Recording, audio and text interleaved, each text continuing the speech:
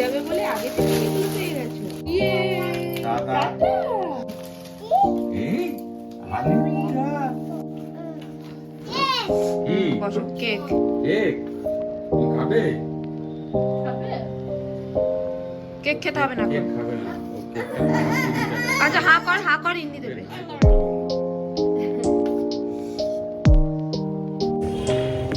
সুপ্রভাত সকলকে, আবার একটা নতুন ভিডিও নিয়ে চলে এসেছি তোমাদের সামনে। সকালে স্নান টান করে জলখাবার খেয়ে আমরা বেরিয়ে পড়েছি। এখন আমরা আছি খড়দা স্টেশনে, এখানে টিকিট কেটে নিচ্ছি। তো আজকে আমরা যাব ব্যারাকপুরে। আগে তোমাদের বলেছি ব্যারাকপুর আমার মামার বাড়ি, আজকে মামার বাড়িই যাব। টিকিট কেটে নিয়ে আমরা অপেক্ষা করছি ট্রেনের জন্য। ব্যারাকপুর স্টেশনে নেমে বেশ কিছুক্ষণ অটোর লাইনে অপেক্ষা করার পর তবে আমরা অটো পেলাম। চলো এবার যাওয়া যাক।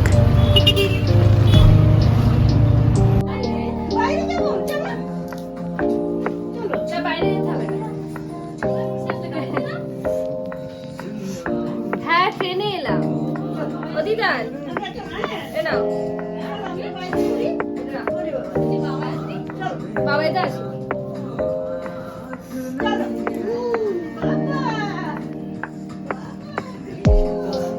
মামা কখন আসবে? মামা কখন আসবে? এ বাবা দুপুরে খেতে আসে না?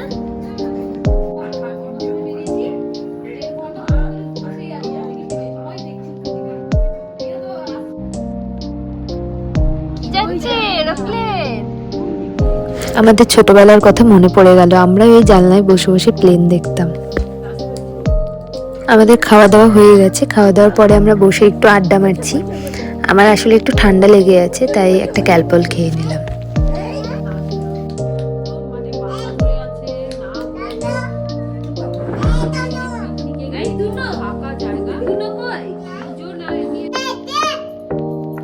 এই যে মামি, দিদান আর এটা হচ্ছে আমার মাসির এখানেই বাড়ি, তাই আমরা এসছি বলে মাসি দেখা করতে চলে এসছে।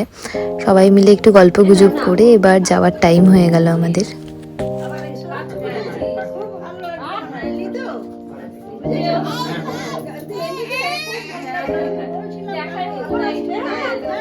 চল চল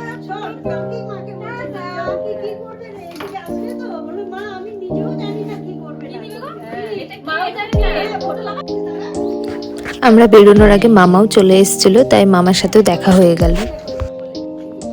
আসতে দিদান চলো যাবো সেটা তোমার সাথে। আমাদের আসার কোনো প্ল্যান ছিল না, হুট করেই চলে এলাম। আসলে মামার বাড়ি এত কাছে এসে না আসতে পারলে না মনটা খুব খারাপ হয়ে যায়। কি দিদান আসছি সাবধানে থেকো। তুই একবার অন্তত বাড়ি গিয়ে ফোন করিস কি? আমরা অটো করে এসে সোদপুর মার্কেটে নামলাম।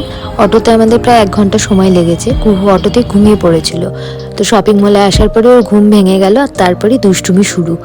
দেখতেই পাচ্ছ কারোর হাত ধরবে না, ও একা একাই গোটা শপিং মলে ঘুরে বেড়াচ্ছে।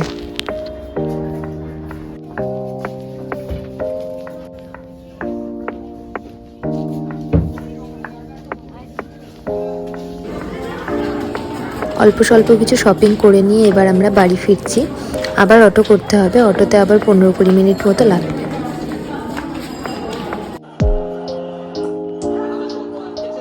আমরা বাড়ি চলে এসেছি। আজকে তো জানলে আমার মামার বাড়ি ব্যারাকপুর। তোমাদের কার কোথায় মামার বাড়ি সেটা আমাকে অবশ্যই জানাও।